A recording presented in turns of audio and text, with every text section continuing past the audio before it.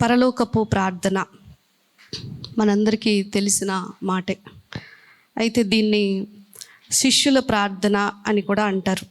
ఎందుకంటే ప్రభువు శిష్యులకి ప్రార్థన నేర్పించారు కనుక. చదవమన్న 9 నుంచి 15 వచనాల్లో మనం గమనిస్తే మొదటి అంటే 6 భాగాలుగా ప్రార్థన కనిపిస్తూ ఉంది.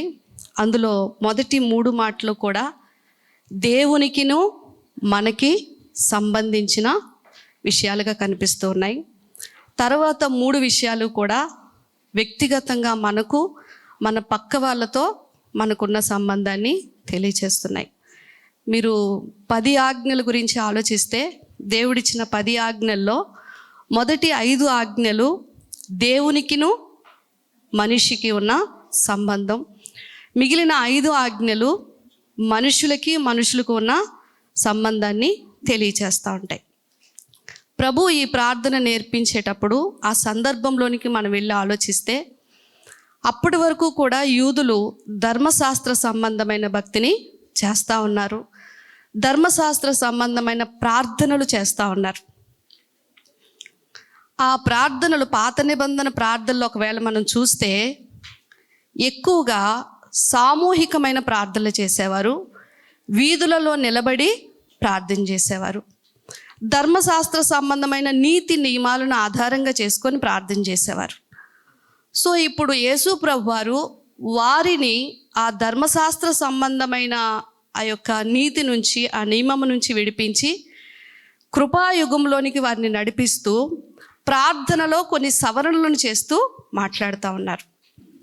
పాత నిబంధనలో ప్రార్థన ధర్మశాస్త్ర సంబంధమైందైతే నూతన నిబంధనలో ప్రార్థన దేవునితో ఒక వ్యక్తికి ఉన్న సంబంధాన్ని తెలియచేస్తూ ఉంది. హల్లెలూయా.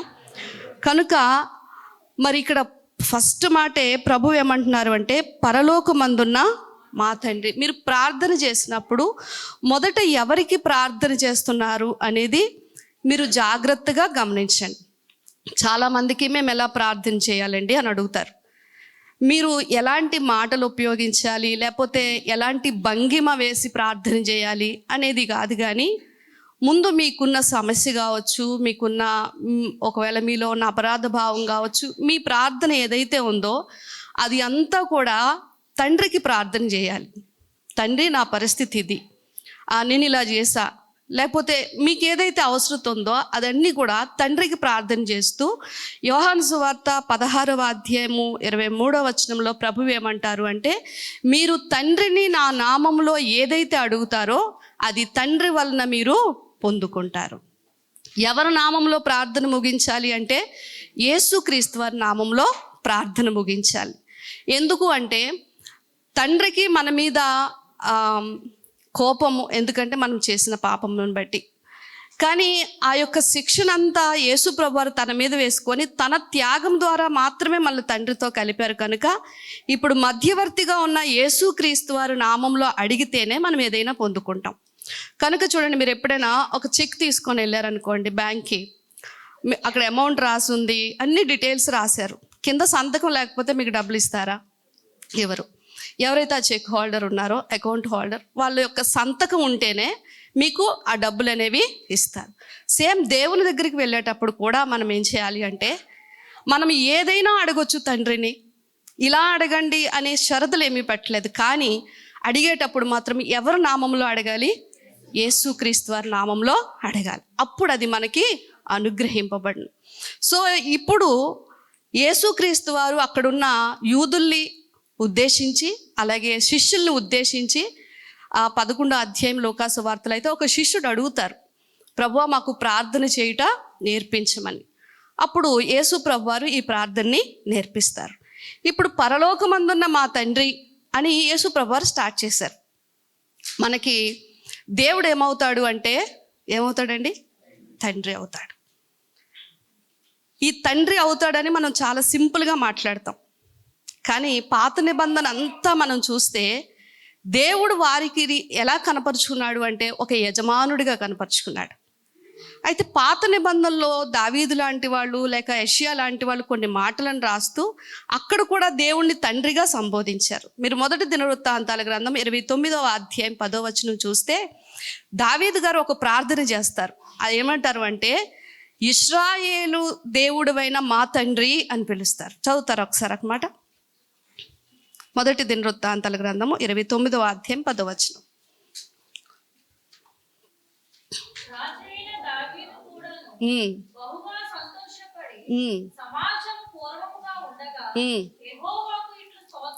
ఇట్లు స్తోత్రము చేయ సాగెను, మాకు తండ్రిగానున్న ఇశ్రాయేలీల దేవా. మరి పాత నిబంధనలో కూడా తండ్రి అని సంబోధించారు కదా అని మీకు అనుమానం రావచ్చు. యెషయా గ్రంథము 63వ అధ్యాయం 16వ వచనం కానీ 64వ అధ్యాయం 8వ వచనం కానీ చూస్తే అక్కడ కూడా ఇదే మాట ఉంది, మాకు తండ్రివైన దేవా. చదువుతారా?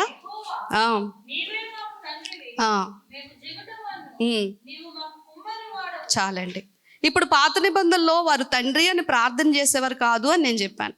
ఎందుకు ఈ విషయాన్ని వివరిస్తున్నాను అంటే, మళ్ళీ మీరు ఎప్పుడైనా ఆ వచనాలు చదువుతున్నప్పుడు అదేంటి తండ్రి అనే మాట నూతన నిబంధనలోనే వచ్చింది కదా, పాత నిబంధనలో వారు తండ్రి అని ప్రార్థన చేయలేదు కదా అని అనుమానం మీకు రాకుండా నేను చెప్తా ఉన్నాను. గమనించండి, ఇశ్రాయేలీయుల ప్రజల్ని దేవుడు ఏమన్నాడు అంటే, మీరు నా స్వాస్థ్యము అన్నారు, నా పేరు పెట్టబడిన ప్రజలు అని అన్నాడు. అంటే దేవుణ్ణి ఇశ్రాయేలీయుల ప్రజలు తండ్రిగా భావించారు కొన్ని సందర్భాల్లో. అయితే ప్రజలందరికీ ఆయన తండ్రి, ఇశ్రాయేలీయుల ప్రజలందరికీ కూడా ఆయన తండ్రి. అది పాత నిబంధన. కానీ కొత్త నిబంధన వచ్చేసరికి వ్యక్తిగతంగా మనందరికీ ఆయన తండ్రి. హల్లెలూయా. ఇప్పుడు ఎలాంటి గొప్ప ప్రివిలేజ్ దేవుడు మనకిచ్చాడు. అక్కడ ప్రజలందరినీ కలిపి నా సొత్తు అన్నాడు, ప్రజలందరినీ కలిపి నా స్వాస్థ్యం అన్నాడు. నూతన నిబంధన దగ్గరికి వచ్చేసరికి వ్యక్తిగతంగా ఒక్కొక్కరిని ఏమన్నాడంటే, మీరు నా సొత్తు, నా స్వాస్థ్యం అన్నాడు. కనుక ఇప్పుడు ఇశ్రాయేలీయుల ప్రజల యొక్క దేశానికి ఆపాదింపబడిన మాట వ్యక్తిగతంగా ఇప్పుడు నీకు నాకు ఆపాదించబడింది. పాత నిబంధన కొత్త నిబంధన చదివేటప్పుడు కొన్ని సవరణలు అనేవి మనకు కనిపిస్తాయి. అర్థం చేసుకొని చదివితే తప్ప మనకు వాక్యం సరిగ్గా అర్థం కాదు. పాత నిబంధనలో ఇశ్రాయేలీయుల ప్రజలందరూ ఎర్ర సముద్రం దాటారు. ఎన్నిసార్లు దాటారు? ఒకసారి దాటారు. కానీ నూతన నిబంధనలో ప్రతి విశ్వాసి అనేక సార్లు ఎర్ర సముద్రాలను దాటుతున్నాడు. ఎర్ర సముద్రం వారికి ఆటంకం. అలాగే మన భక్తి జీవితంలో మనకు ఎదురయ్యే ప్రతి ఆటంకము కూడా ఒక ఎర్ర సముద్రం లాంటిది. కనుక ఈ విషయాల్ని జాగ్రత్తగా, వారు బండ నుంచి నీళ్లు తాగారు. ఎన్నిసార్లు తాగారు? ఒకసారే తాగారు. పౌలు గారు ఏమంటారు అంటే, ఆ బండ క్రీస్తే అని అంటారు. ఇప్పుడు క్రీస్తు అనే ఆ బండ నుంచి వచ్చే ఆ జీవజలపు ఊట ప్రతిదినము మన హృదయంలో ఆ సమృద్ధిని సంతృప్తిని మనం అనుభవిస్తూ ఉన్నాం. సో కొన్ని డిఫరెన్సెస్ అనేవి మనం అర్థం చేసుకుని వాక్యం చదువుతున్నప్పుడు వాటిలో ఉన్న సారాన్ని బట్టి మనం దేవుని స్తుతించడానికి అవకాశం ఉంటుంది. సో ఇప్పుడు యేసు ప్రభు వారు ఆ ప్రజలందరినీ ఉద్దేశించి మాట్లాడుతున్నప్పుడు కొంత వారిని నూతన నిబంధన వైపు మళ్ళిస్తూ శిష్యులకు ప్రార్థన గురించిన ఒక వివరణ ఇస్తూ ఆయన మాట్లాడుతున్నాడు. మొదటి మాట ఏమన్నాడంటే, పరలోకమందున్న మా తండ్రి, నీ నామము పరిశుద్ధపరచబడునుగాక. యేసు ప్రభు వారు నేర్పిస్తున్న ప్రార్థన, నీ నామం పరిశుద్ధపరచబడునుగాక. అదేంటండి? దేవుడు పరిశుద్ధుడు కదా, ఆయన పరిశుద్ధుడైతే మళ్ళీ మనం ప్రార్థన చేస్తే ఆయన నామం పరిశుద్ధపరచబడుతుందా? ఆయన అంటాడు, నేను పరిశుద్ధుడిని కనుక మీరును పరిశుద్ధులై ఉండండి. ఆయన ఖరాఖండిగా చెప్పాడు. కనుక యేసు ప్రభువు నేర్పిస్తున్న ఈ యొక్క ప్రార్థనలో ఉన్న అర్థం ఏంటి? ఈ వాక్యానికి నేను ఒక టైటిల్ పెట్టుకున్నాను. అదేంటి అంటే, పరలోక ప్రార్థనలో దాగి ఉన్న పరమార్థము అని.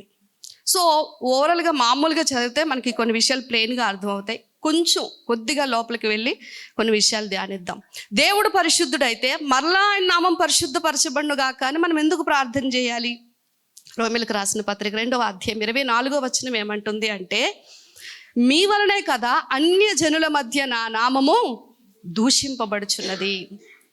దేవుడు పరిశుద్ధుడే, కానీ మనం ఎవరము అంటే ఆయన ప్రజలం, ఆయనకు చెందినవారు. ఆయన అంటాడు, ఎవరైతే యేసుప్రభుని అంగీకరిస్తారో వారందరూ నా పిల్లలు అగుటకు నేను వారికి అధికారము ఇచ్చి ఉన్నాను. మళ్ళీ సమాజం ఈరోజు ఏమంటుంది అంటే, వీళ్ళు యేసయ్య బిడ్డలరా, కదా, అంటారు కదండి, వీళ్ళు యేసయ్య బిడ్డలు అని అంటారు. అంటే ఇప్పుడు మనం ఎవరికి చెందిన వాళ్ళం? దేవునికి చెందిన వాళ్ళం. కనుక గమనించండి, దేవుడు పరిశుద్ధుడే, కానీ ఆయన నమ్మిన బిడ్డలమైన మన వలన ఆయన నామము సమాజంలో పరిశుద్ధపరచబడాలి అనే ప్రార్థన మనం చేయాలండి. ఆయన నామానికి ఘనత రావాలన్నా, ఆయన నామానికి దూషణ రావాలన్నా ఎవరి వల్ల వస్తుంది? మన వల్లే వస్తుంది. కనుక దేవుడు ఎప్పుడు నటండి నేరుగా మన వీధిలోకి రాడు, మన ఆఫీస్లోకి రాడు, మన స్కూల్లోకి రాడు, లేక మన యొక్క పరిసరాల్లోకి రాడు. ఆయన ఎవరి ద్వారా వస్తాడు అంటే తన పిల్లలమైన మన ద్వారా వస్తాడు. ఆయన తన పిల్లల ద్వారా కదిలే దేవుడు.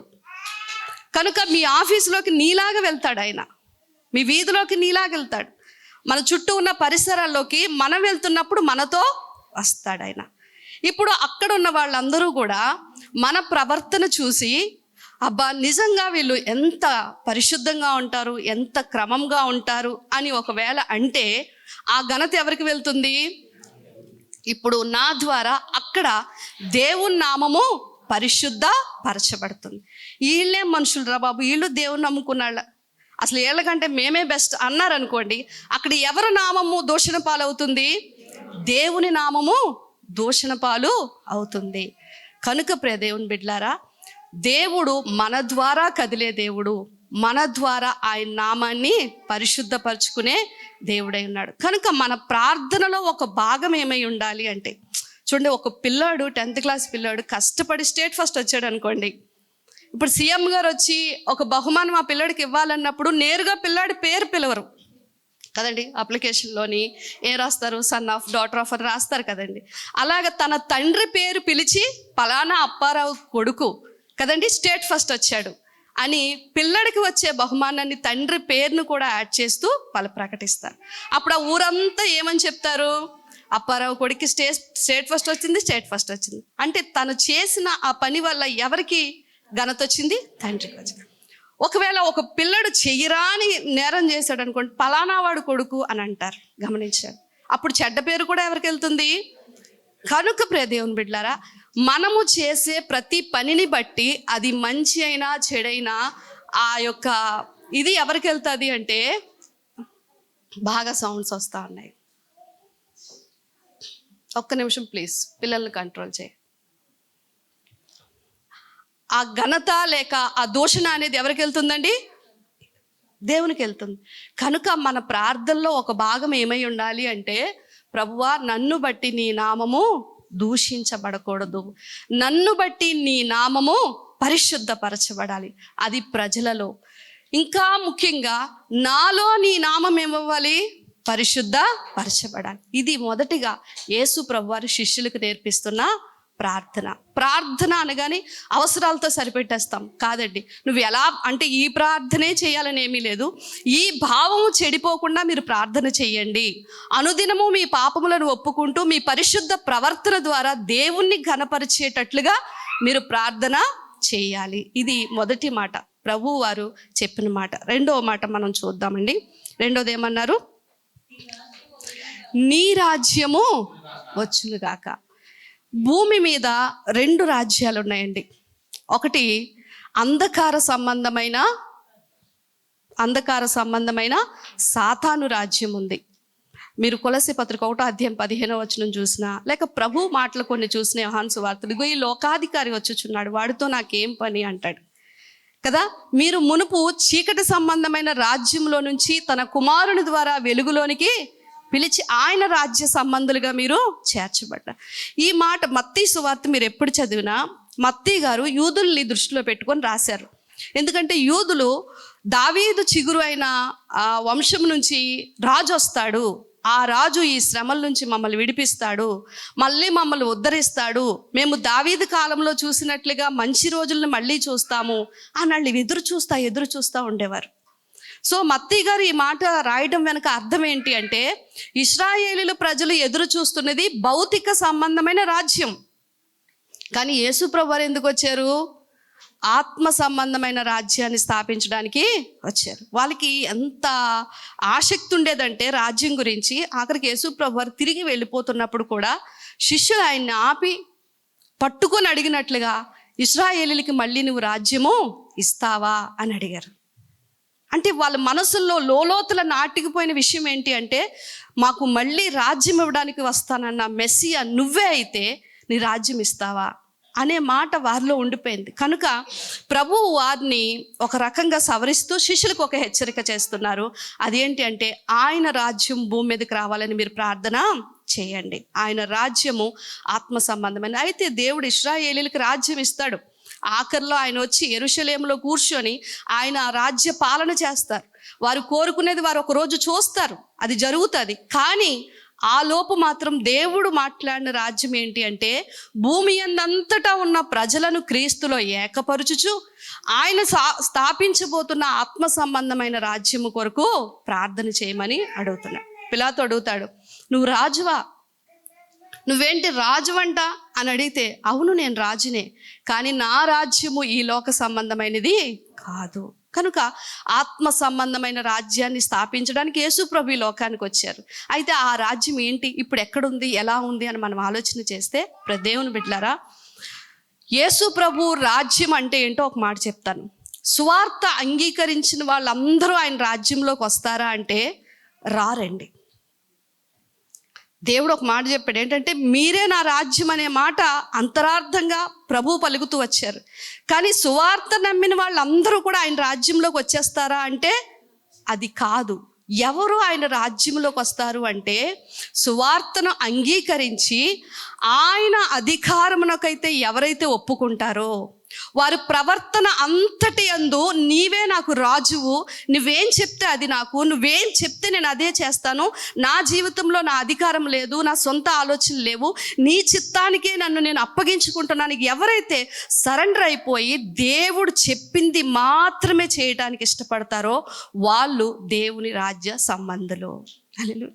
ఇప్పుడు అలాగా మనం సంఘాన్ని ఒకవేళ విడదీస్తే, సంఘంలోకి చేర్చబడిన వాళ్ళందరూ దేవుని రాజ్య సంబంధులు కాదు. కానీ ఎవరైతే ఆయన అధికారమునకు లోబడతారో వాళ్ళు మాత్రమే దేవుని రాజ్య సంబంధులు. ఇప్పుడు మన విషయంలో మనం ఆయన నా రాజు అని ఎన్నో పాటలు పాడుతూ ఉంటాం.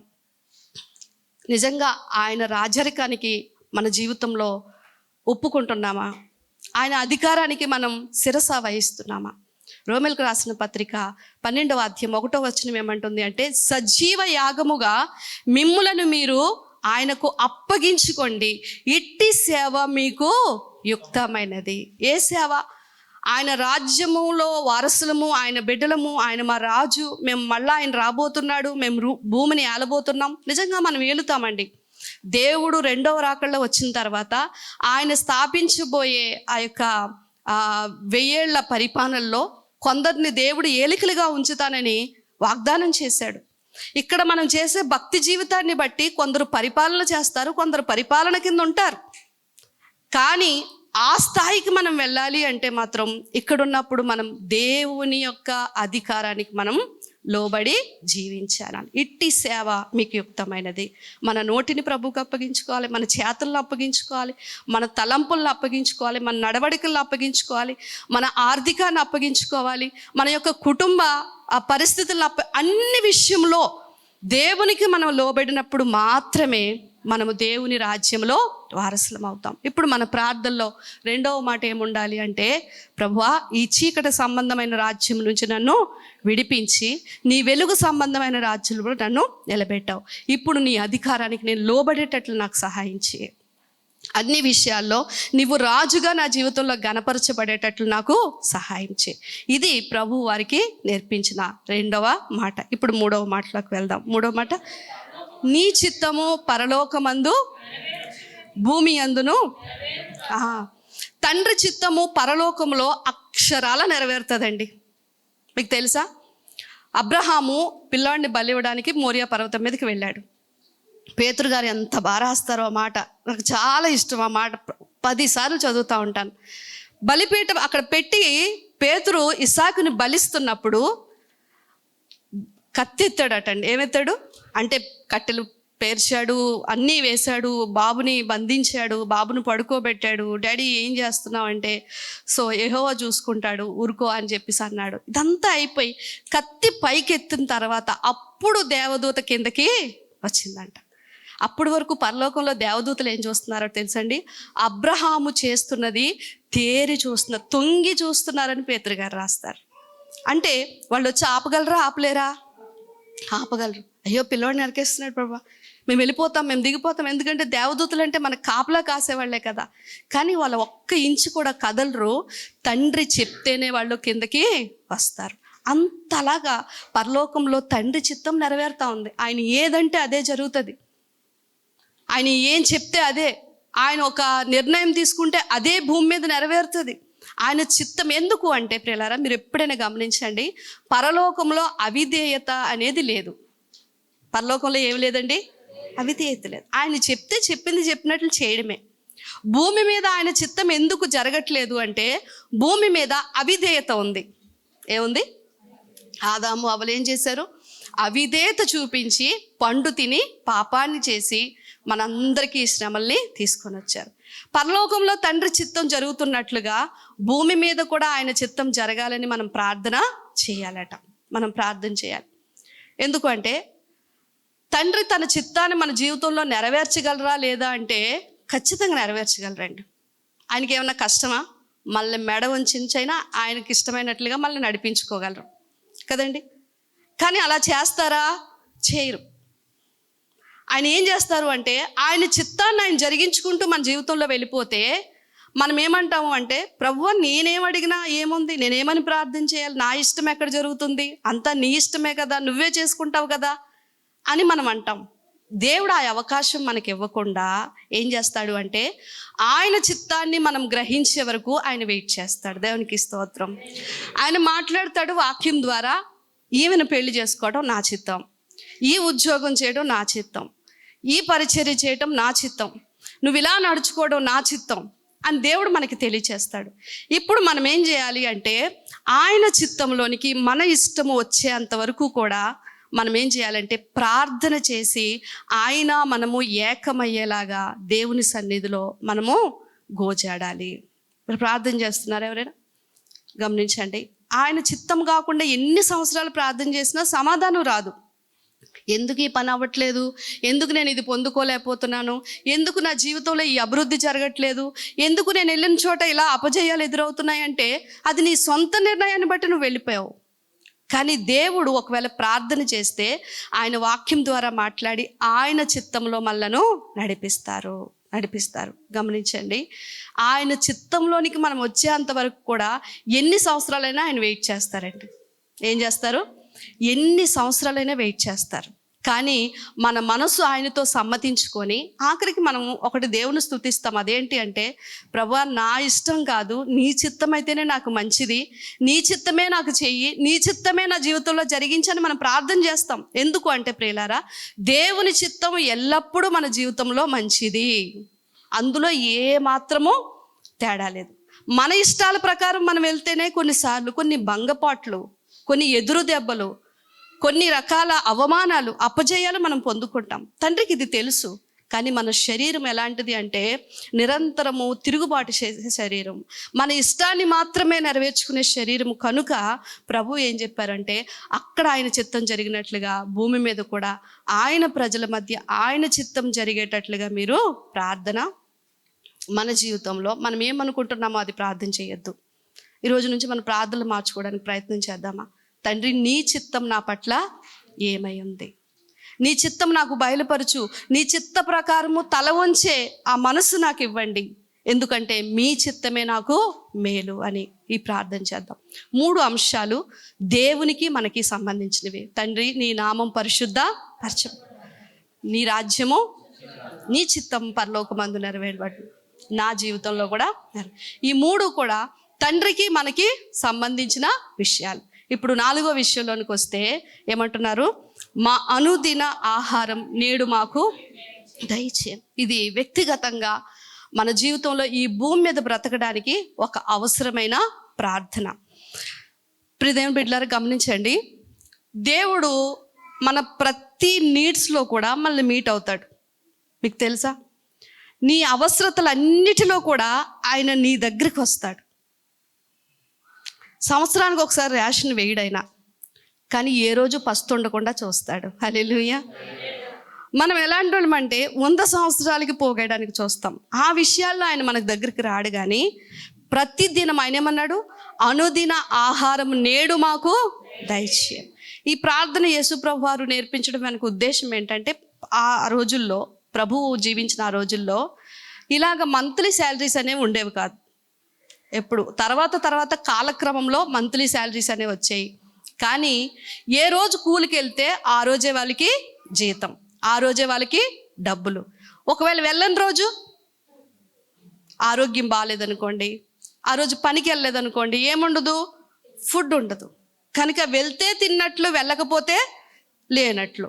కనుక మీరు ఎలా ఆధారపడాలి అంటే, మీకు బాగున్నా బాగోపోయినా, మీరు కష్టపడినా కష్టపడకపోయినా, మీకు ఆ శక్తి సామర్థ్యాలు ఉన్నా లేకపోయినా, మీ ఆహారం కొరకు ప్రతిదినము నా వైపు చూడాలి. అనుదిన ఆహారం నేడు మాకు దయచేయి.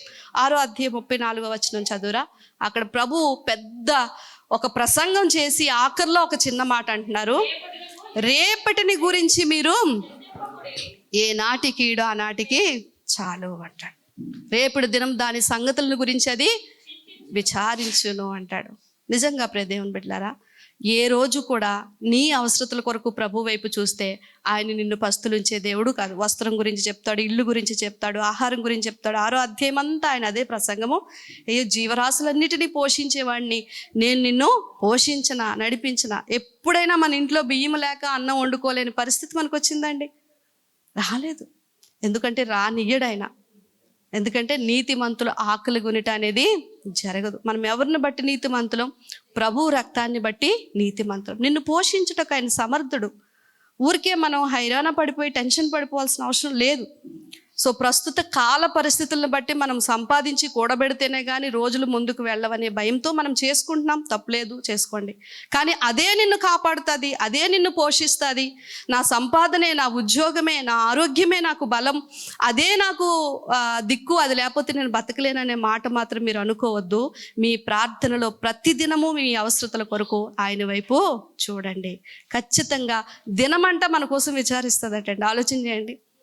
రోజు మన కోసం విచారిస్తుందంట. ఆ రోజుకి దేవుడు ఆ పని అప్పు చెప్తాడు. నా కుమార్తెకి ఇది కావాలి, నా కుమారుడికి ఇది కావాలి, వాళ్ళ అవసరాల కొరకు నా వైపు చూస్తున్నారు అని ఎంతో చక్కగా ఆదరణ కలిగిన మాటల్ని దేవుడు మనకు అనుగ్రహిస్తున్నాడు. కనుక ప్రతిదినము ఎందుకు ప్రార్థన చేయాలి అంటే, ప్రతిదినము మనము చక్కగా నడిపించబడి అన్నం తినాలి అంటే, ప్రసంగి అంటాడు కదా, ఒకడు తన కష్టార్జితమైన అది వండుకొని తను తిని సంతోషించాలి అంటే దేవుని యొక్క అనుమతి లేకుండా ఒక్కడు ఒక పూట ఆహారము కూడా తినలేడు. గమనించండి. భయంకరమైన సంఘటనలు మనం చూస్తూ ఉంటున్నాం, వింటూ ఉంటున్నాం. ఎవరికి ఏం జరుగుతుంది? ఆరోగ్యవంతులు కూడా క్షణాల్లో మాయమైపోతున్న రోజులు మనం చూస్తున్నాం. ఏదైనా దేవుడిస్తేనే మనం పొందుకోగలం. అందుకే మరి రాస్తా ఉంటారు, దావీదు గారు ఏమంటారంట, సృష్టిలో ఉన్న ప్రతి జీవి ప్రతిరోజు ఆయన చేతి వైపు చూస్తూ ఉన్నాయంట. తెలుసండి, తెల్లవారే పక్షులు ఎందుకు అరుస్తాయని ఒక భక్తుడు మంచి మాట చెప్పాడు, ఎప్పుడో విన్నాను.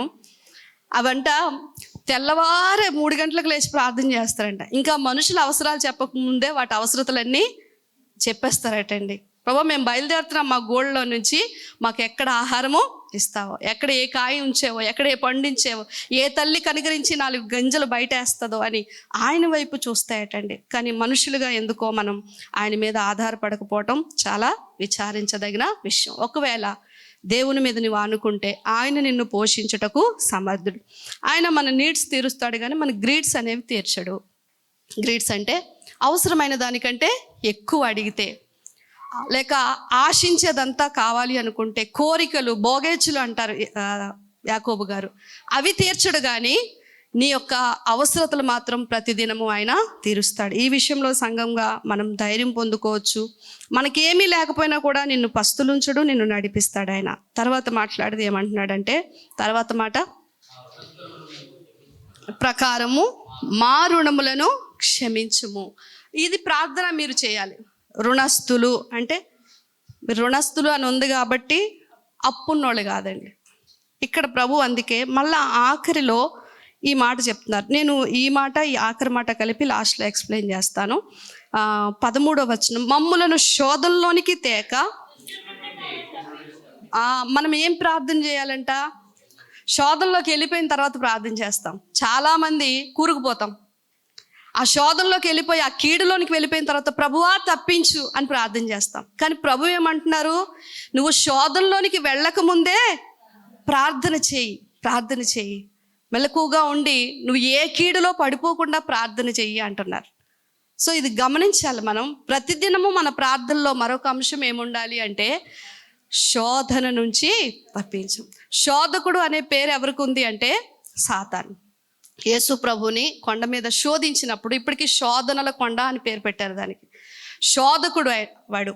యాకోబు గారు రాస్తూ 1వ అధ్యాయం 13వ వచనంలో ఏమంటారు అంటే, దేవుడు ఎవరిని శోధింపాడు. దేవుడు శోధకుడు కాదు, కానీ శోధకుడు ఎవరు అంటే సాతాను. వాడంట ప్రతిదినము మళ్ళీ ఏం చేస్తాడంటండి? శోధిస్తూ ఉంటాడు.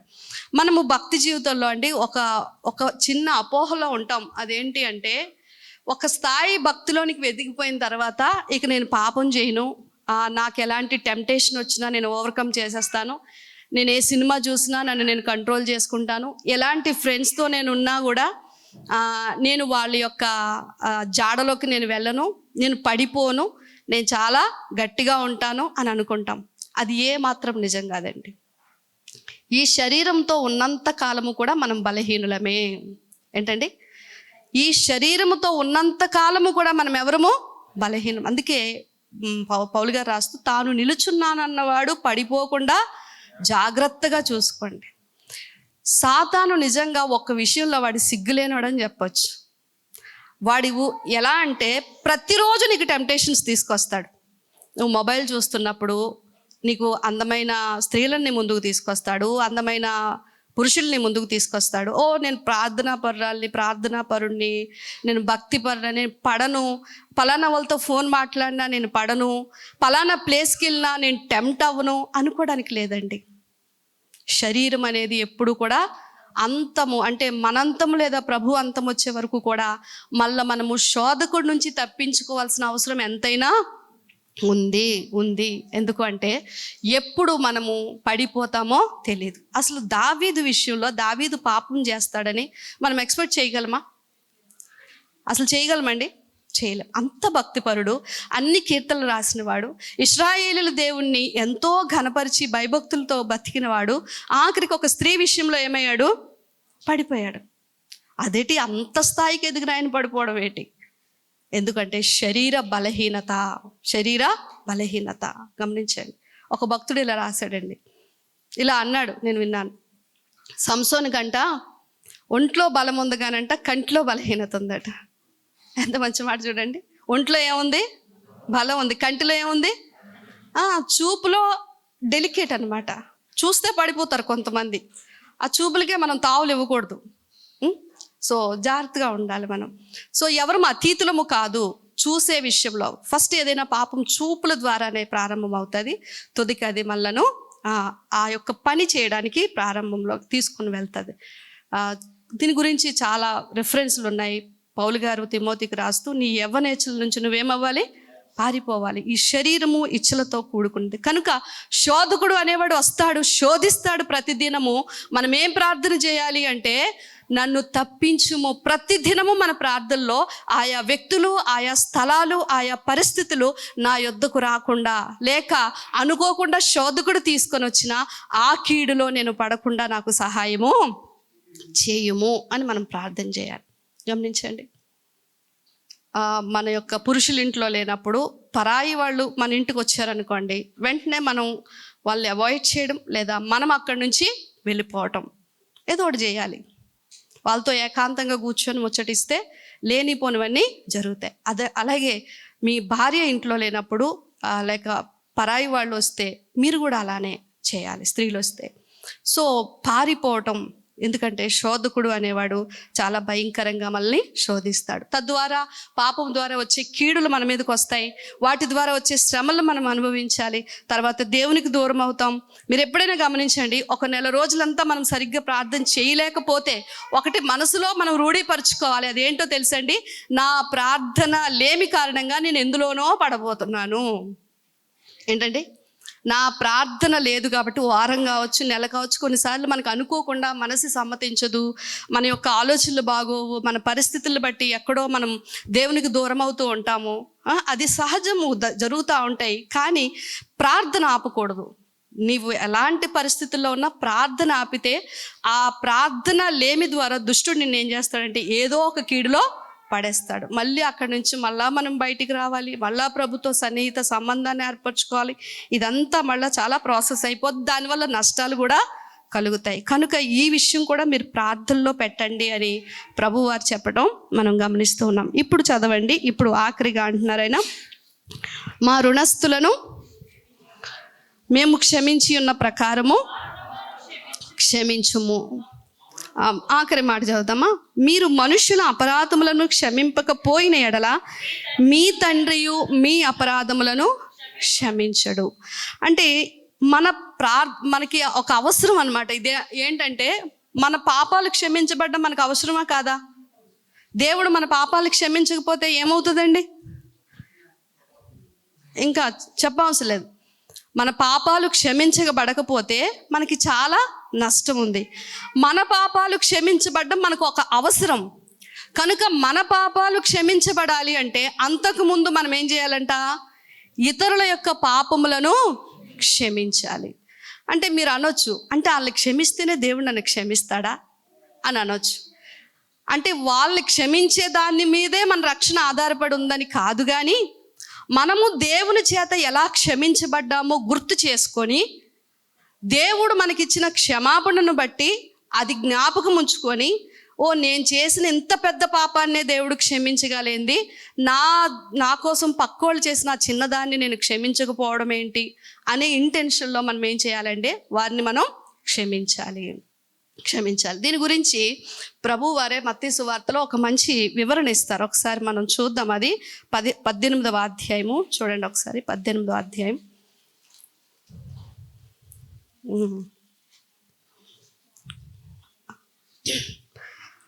మీరు 21వ వచనం నుంచి కిందకి చదివితే పేతురు అడిగాడు. ఈ క్షమించే విషయంలో పేతురు ఏమడుగుతాడంటే, ప్రభువా నా సహోదరుని నేను ఎన్నిసార్లు చదవద్దు, మీరు తర్వాత చదువుకోండి.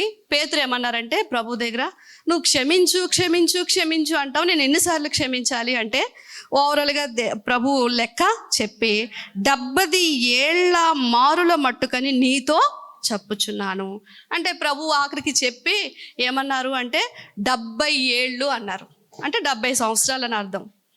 90వ కీర్తనలో మోషే గారు చేసిన ప్రార్థనలో నరుని ఆయుష్ కాలము 70 సంవత్సరములు, అధిక బలం ఉన్న ఎడల 80. మనకి ఎవరికైనా అధిక బలం ఉందా? లేదండి. ఆ 70 వరకు వెళ్తామా లేదా అనేది కూడా డౌటే.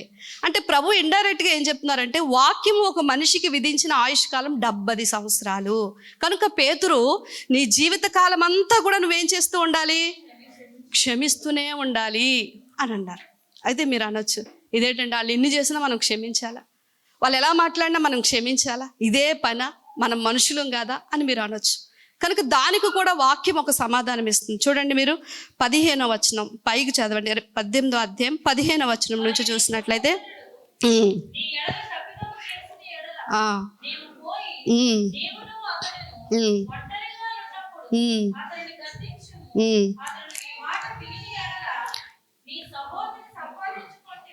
చూడండి, ఇలాంటి సమాధానం లేని పరిస్థితుల్లో ప్రభువారు సంఘానికి ఒక సమాధానం ఇస్తున్నారు. సహోదరుడు అని బైబిల్లో ఎక్కడ కనిపించినా మీరు ఒకటి ముద్రించుకోవాలి. అదేంటి అంటే, సంఘానికి చేర్చబడిన వాళ్ళు మాత్రమే సహోదరులు. వెలుపలు ఉన్న వాళ్ళని వాక్యం ఏమంటుందంటే వెలుపటి వారు, అన్యులు అని అంటది. సహోదరుడు అనే మాట మీరు ఎక్కడొచ్చినా వాళ్ళు సంఘ సభ్యులు, మనతో పాటు దేవుణ్ణి ఆరాధిస్తున్న వాళ్ళని దీని అర్థం. ఇప్పుడు అలా సంఘంలో ఉన్న వాళ్ళు ఎవరైనా నీ ఎడల తప్పిదం చేశారనుకోండి, నువ్వేం చేయాలంట? ఒంటరిగా అతన్ని పిలవడమా, లేకపోతే నువ్వు వెళ్ళటమా? ఒక ప్లేస్ పెట్టుకొని అక్కడ కూర్చొని నీ ఎడల వారు చేసిన తప్పిదాన్ని బట్టి వారిని ఏం చేయాలి? అడగాలి, గద్దించాలి, అంటే వార్నింగ్ ఇవ్వాలి. ఎందుకు మీరు ఇలాగా చేస్తూ ఉన్నారు, అసలు మీ ప్రాబ్లం ఏంటి అనేది ఇద్దరు కూర్చొని మాట్లాడుకొని దాన్ని ఏం చేయాలి? క్లియర్ చేసుకొని ఒకవేళ మిమ్మల్ని అన్న వ్యక్తి సమాధానానికి వచ్చారనుకోండి, నేను అన్నది తప్పు అయిపోయింది, నేను చేసింది తప్పే అని ఒకవేళ అన్నారనుకోండి, నీ సహోదరుని మళ్ళీ నువ్వేం చేస్తున్నావు? సంపాదించుకుంటున్నావు. ఒకవేళ ఒంటరిగా ఉన్నప్పుడు నువ్వు మాట్లాడావు, మీ వల్ల నాకు చాలా బాధ కలుగుతుంది, మీరు ఇలా చేయటం కరెక్ట్ కాదు, ఏమైనా ఉంటే చెప్పండి అని అడిగావు, నీ ప్రయత్నం నువ్వు చేసావు, కానీ వాళ్ళు సమాధానానికి రావట్లేదు. అప్పుడు ఏమంటున్నాడు అంటే, మీరు 2-3 సాక్షులు ఎదుట, అంటే సంఘంలో మిగిలిన వాళ్ళు ఉంటారు కదా. ఎందుకు సంఘం అంటున్నానంటే, సంఘంలో ఉన్న ప్రాబ్లమ్స్ బయటికి వెళ్ళకూడదు. సంఘంలో ఉన్న ప్రాబ్లమ్స్ ఎక్కడ తీర్చబడాలి? సంఘంలోనే తీర్చబడాలి. ఎందుకంటే ఇదంతా ఒక కుటుంబం, దేవుని రక్తంలో కడగబడిన కుటుంబం. ఖచ్చితంగా ప్రతి సంఘంలో కూడా ఎత్తు పల్లాలనేవి ఉంటాయి. అందరు మనస్తత్వాలు ఒకలాగుండవు, అందరూ వాక్యాన్ని ఒకేలా అర్థం చేసుకోరు, అందరూ స్వభావాలు మాట తీరు ఒకలా ఉండదు. యేసుప్రభు దగ్గర ఉన్న 12 మంది శిష్యులండి, అందులో యాకోబు యోహాన్లకు యేసుప్రభు ఏమని పేరు పెట్టారు తెలుసా? ఉరిమెడి వాళ్ళు. వాళ్ళు ఎలాంటి వాళ్ళంట? ప్రతిదానికి తొందరపడతా ఉంటారు. ఉరిమెడి వాళ్ళు అంటే మెరుపులు తెలుసా అండి. కొంతమంది ఎలా ఉంటారు? ఉరుములు మెరుపుల్లాగా. ఆంధ్రీ ఉన్నాడు కదా, ఒక్క మాట కూడా మాట్లాడడం, రహస్యంగా తన పని తను చేసుకుంటాడు, దేవునికి ఇష్టకరంగా జీవిస్తాడు. అవసరమైతే పేతురు లాంటి వాళ్ళు ప్రభు దగ్గరికి తీసుకొస్తాడు, చాలా డీసెంట్గా బిహేవ్ చేస్తాడు. మరి పేతురు ఎలాంటోడు?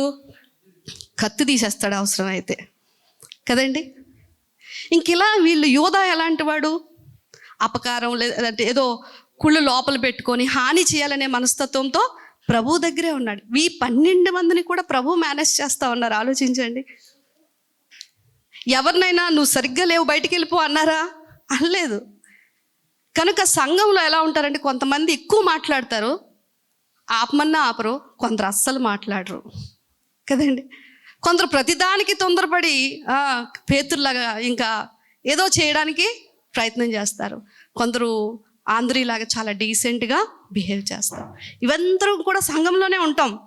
కనుక అనుకోకుండా ఏదైనా జరిగినప్పుడు మీ ప్రాబ్లమ్స్ మీరే తీర్చుకోవాలి, అవి బయటికి వెళ్ళకూడదు అని ప్రభువు మాట్లాడుతూ, ఇప్పుడు 2-3 సాక్షుల్ని బట్టి నీ మాట వెళ్ళలేదు, సమాధానానికి రావట్లేదు, కానీ నీకు చాలా పెయిన్ఫుల్గా ఉన్నారు వాళ్ళు. అప్పుడు నువ్వేం చేయాలి అంటే, సరే నా మాట వెళ్ళలేదు కదా, సో మన సహోదరులు ఉన్నారు కదా, 2-3 కూర్చొని మాట్లాడదామని చెప్పి 2-3 కూర్చోబెట్టి మాట్లాడాలటండి. ఒకవేళ అప్పటికి కూడా వినకపోతే, వాళ్ళ ప్రవర్తన అలాగే ఉంటే, అప్పుడు నువ్వేం చేయాలి అంటే ఆ విషయాన్ని సంఘము దగ్గరికి తీసుకురావాలి. సంఘం దగ్గరికి తీసుకొచ్చి, ఇదిగోండి వీళ్ళు ఇలా చేస్తూ ఉన్నారు అని చెప్పేసి ఆ సమస్యను మనం సంఘం ఎదుట క్లియర్ చేసుకోవాలి. వాళ్ళు అప్పటికీ మారలేదు, వాళ్ళ ప్రవర్తన అలాగే ఉంది.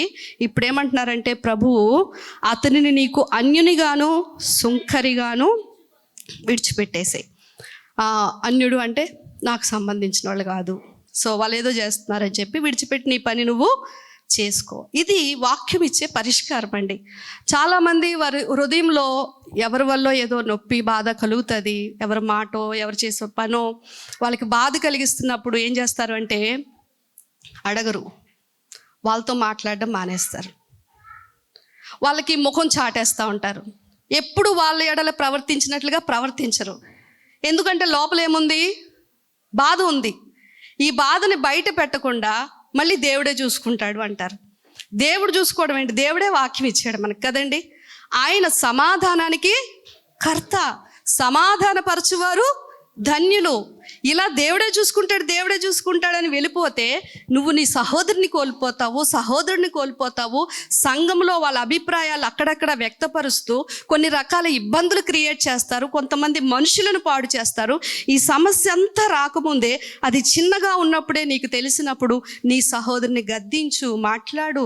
నీ వల్ల అవ్వకపోతే 2-3 తీసుకొని వెళ్ళు, అప్పటికి అవ్వకపోతే సంఘంలో పెట్టు, అప్పటికి వాళ్ళు మారకపోతే విడిచిపెట్టు అని ప్రభువారు చెప్పారు. కనుక ప్రియ దేవుని బిడ్డలారా, సంఘమునకు వచ్చిన మనం కూడా, మీరు కూడా మీ భార్య భర్తల మధ్యన ఏదైనా ఉందనుకోండి, ఏమంటే నాకు ఇలా బాధ అనిపిస్తుంది, లేకపోతే నువ్వు ఇలా చేసావు నాకు బాధ అనిపిస్తుందమ్మా అని కూర్చొని మాట్లాడుకోండి. అన్నదమ్ములైనా కూర్చొని మాట్లాడుకోవాలి. సంఘ బిడ్డలైనా ఏం చేయాలి? కూర్చొని మాట్లాడుకుంటే ఆ రోజుతో అదేమైపోతుంది? క్లియర్ అయిపోద్ది, మనసులు తేలిక అవుతాయి. సో అప్పుడు మళ్ళా మనమందరము సంఘంలో ఏక మనసు కలిగి ప్రభు సన్నిధిలో ఆయన్ని ఆరాధించవచ్చు. ఒకవేళ కొంతమందికి అసలు క్షమించమంటే క్షమించరండి, అసలు క్షమాగుణమనే ఉండదు. దాని గురించే పరలోక ప్రార్థన, నువ్వు నా చేత క్షమించబడాలి అంటే నువ్వేం చేయాలి? నేను చచ్చినా క్షమించనండి అని అంటారు. దానికి ప్రభు వారు ఇప్పుడు కిందకి మాట్లాడుతూ ఏమంటారు? 32వ వచనంలో అక్కడ ఇందాక మనము రుణము అని చదువుకున్నాం. రుణము అంటే అప్పు అని అర్థం. ఏంటండి? అప్పు. మనందరికి అప్పులున్నా లేకపోయినా ఎవరినైనా క్షమించకపోతే దేవుని దృష్టిలో మీకు అప్పు ఉన్నట్లే. అర్థమవుతుందా? మాకు అప్పులు లేవండి, మేము బాగానే ఉన్నామంటే ఈ అప్పులు కాదు. ఇక్కడ ఏమంటున్నారంటే నువ్వు క్షమించిన వాళ్ళు ఎవరైనా ఉంటే నువ్వు ఇంకా అప్పు ఉన్నట్లే. ఇక్కడ చూడండి 32వ వచనం, 18వ అధ్యాయం 32వ వచనం. కొన్ని మాటలు మాత్రమే చదవద్దురా, నేను కొన్ని పదాలు చెప్తాను. అప్పంతయు అని ఉంది చూసారా 32వ వచనంలో? అప్పంతయు క్షమించి తిని. తర్వాత చెరసాల అని చూడండి, ఆ పై వచనం అనుకుంటా, చెరసాల. మీకు దొరికిందా? చెరసాల. చూసారా, ఇవే మాటలు కనిపిస్తున్నాయి. అప్పు, చెరసాల. అప్పు, చెరసాల అంటే మన పాపము అప్పుతో పోల్చబడింది. ప్రభు ఏమన్నారంటే పేతురు ఇంకా మనసులో, ఎందుకంటే పేతురు కోపం ఎక్కువ, త్వరగా కత్తులు అవి తీస్తూ ఉంటాడు కదా. సో పేతురికే బాధ వేసింది, నాకు అందరూ పడదు, నేను అందరితో ఈక్వల్గా ఉండలేను, నేను మెయింటైన్ చేయలేను ఈ సమాధానాన్ని అని పేతురు అడిగాడు. కనుక పేతురికి ప్రభు ఒక ఎక్స్ప్లెనేషన్ ఇస్తూ, పేతురు, ఒక అతను, మనకు అర్థమయ్యే భాషలో చెప్తున్నాను, ఒక అతనికి 10 లక్షలు అప్పు ఉన్నాడు. ఈ 10 లక్షల అప్పు తీర్చలేక అతని దగ్గర బానిసత్వం చేస్తున్నాడు, తన పిల్లల్ని కూడా బానిసత్వానికి పెట్టాడు, పనివాడిగా ఉంటున్నాడు. ఎంత చేసినా అతను అప్పు తీరదయ్యా. కానీ ఈ యజమానుడికి కనికరం పుట్టి ఏం చేశాడు అంటే, ఎందుకు ఇతన్ని ఇలా ఇబ్బంది పెట్టడం, ఆ 10 లక్షల అప్పు కూడా నేను కొట్టేస్తాను అని చెప్పేసి పిలిచి, ఇంక నువ్వు నాకు అప్పు తీర్చవసరం లేదు, నువ్వు స్వేచ్ఛగా బ్రతుకు, నీ కష్టార్జితం మీద నువ్వు తిను, నేను నిన్ను కనికరిస్తున్నానని విడిచిపెట్టేశాడు. ఆ విడిచిపెట్టబడిన వ్యక్తి అంటే బయటకు వచ్చి అతనికి ఎవరో 10 రూపాయలు ఇవ్వాలట. ఏంటండి? 100 రూపాయలు లేకపోతే మెడబట్టుకున్నాడట. అరే నా 100 రూపాయలు నాకు ఇస్తావా ఇవ్వవా అని కూర్చున్నాడు. ఈయన్ని ఏమనాలి పేతురు అని ప్రభు అడుగుతున్నారు. ఇంకా పేతురికి వెంటనే మారు మనసు వచ్చేసి ఉంటుంది కదా. దేవుడు కూడా మన పాపం ఒక 10 లక్షల అప్పులతో సమానమైతే మన ఎడల ఇతరులు చేసిన పాపం ఒక 10 రూపాయలతో సమానం. మన కొండంత పాపాన్ని క్షమించిన దేవుని యొక్క అనుగ్రహాన్ని బట్టి మనము కూడా మన ఎడల చేసిన చిన్న చిన్న పాపములను మనం ఏం చేయాలి? క్షమించాలి అని ప్రభు ఒక సుదీర్ఘమైన ప్రసంగం చేశాడు. హల్లెలూయా. కనుక సంఘముగా ఈ విషయాలన్నీ మనం దృష్టిలో పెట్టుకొని, మీ మనసులో ఏమన్నా ఉంటే దాన్ని నానబెట్టి ఆ పగ, ప్రతీకారాలకి, కక్షలకి, ద్వేషాలకి వెళ్లకుండా క్లియర్ చేయండి. కాలువలో ఎక్కడైనా చెత్త పెరిగిపోతే మనం ఏం చేస్తాం? కొంచెం వాటర్ కొడితే పోతుంది అది. ఆ మన హృదయంలో ఉన్న ఆ పాపం కూడా ఆ సమాధాన సంబంధమైన వాక్యం అని వాటర్ కొడితే అదేమవుతుంది? వెళ్ళిపోవాలి, క్లియర్ అయిపోతూ ఉంటుంది. వాళ్ళు ఆరోగ్యంగా ఉంటారు, మనం కూడా ఆరోగ్యంగా ఉంటాం. మన అవసరం అంటే అప్పులు మన అవసరం అనుకుంటాం, ఆర్థిక ఇబ్బందులు మన అవసరం అనుకుంటాం. కానీ మనం ఇతరులను క్షమించడం కూడా చాలా అవసరం, అత్యవసరము. మీరు క్షమించకపోయిన ఎడల మీ అపరాధములను ఆయన కూడా క్షమించడు అని ఖరాఖండిగా చెప్తున్నారు. ఆఖరిగా ఒక మాట చెప్తానండి, ముగిస్తాను. మనమందరము కూడా క్రీస్తు శరీరములో అవయవాలమై ఉన్నాము. క్రీస్తు శరీరం, సంఘము క్రీస్తు శరీరముతో పోల్చబడ్డది.